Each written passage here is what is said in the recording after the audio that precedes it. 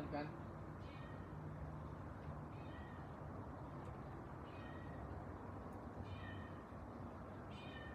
แมวแมวแมว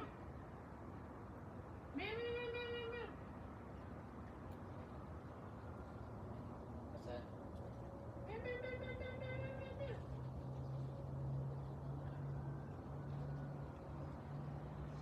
หลายตัว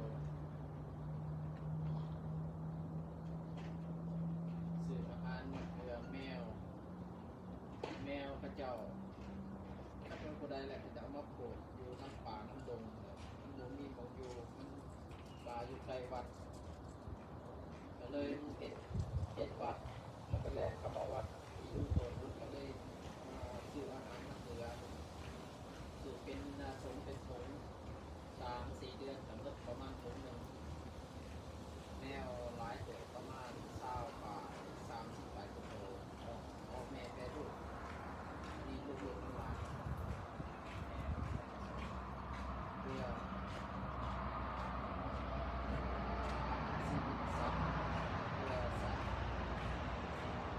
ทุกคนแม่มันอยาก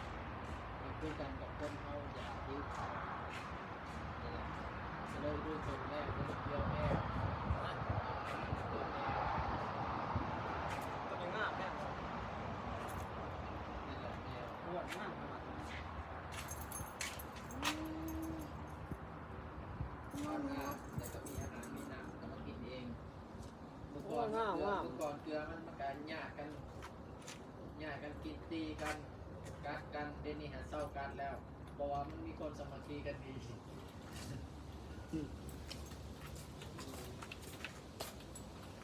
ต้องงามเลย